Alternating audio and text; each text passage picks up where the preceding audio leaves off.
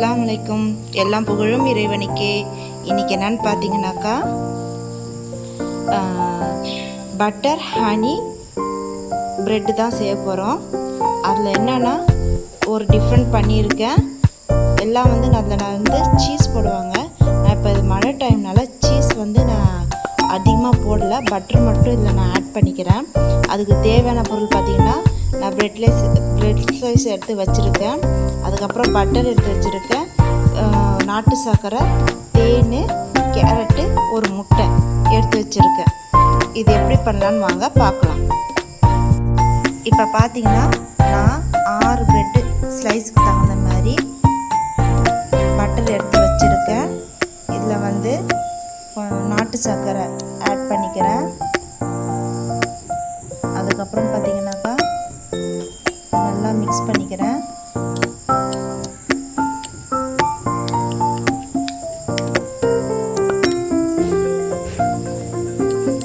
அதுக்கப்புறம் தேன் கொஞ்சம் ஊற்றிக்கிறேன். ஒரு 2 ஸ்பூன் அளவுக்கு தேன் ஊற்றிக்கிறேன்.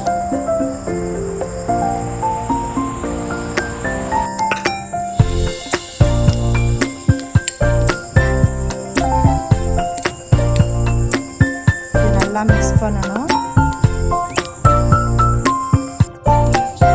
இப்போ பார்த்தீங்கன்னா நான் அந்த நாட்டு சர்க்கரை, தேன், பட்டர் எல்லாம் சேர்த்து மிக்ஸ் பண்ணி வச்சுருக்கேன். முட்டை ஒன்று அடித்து வச்சுருக்கேன், கேரட் ஒன்று துருவி வச்சுருக்கேன். இது எப்படி நம்ம டெக்கரேட் பண்ணலான்னு பார்க்கலாம். இப்போ என்னன்னாக்கா நான் 2 ப்ரெட் ஸ்லைஸ் எடுத்து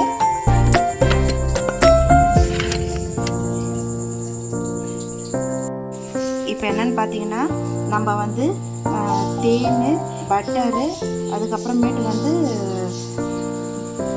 தேன், பட்டரு, நாட்டு சர்க்கரை சேர்த்து நம்ம வச்சுருந்தோம் இல்லையா, அதை நம்ம இப்படியே தடவி வச்சுருக்கேன்.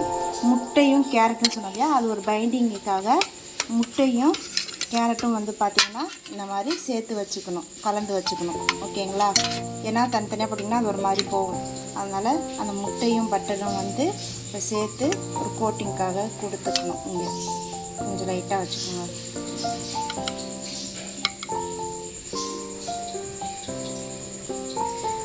உங்களுக்கு பார்க்கறதுக்கு ஒரு மாதிரி இருக்கும். கண்டிப்பாக டேஸ்ட் பிள்ளைங்களுக்கு பிடிக்கும், அல்டிமேட்டாக இருக்கும்.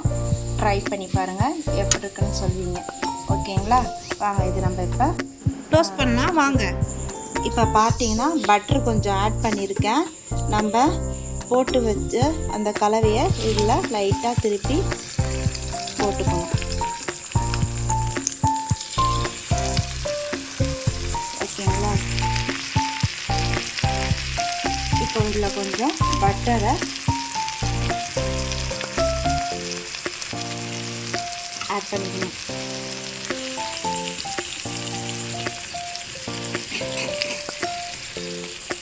இது கண்டிப்பாக ட்ரை பண்ணி பாருங்கள்.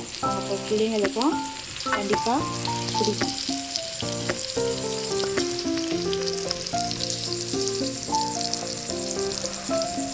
இது செய்யும் போது அடுப்பு கொஞ்சம் சிம்மில் வச்சு செய்யுங்க.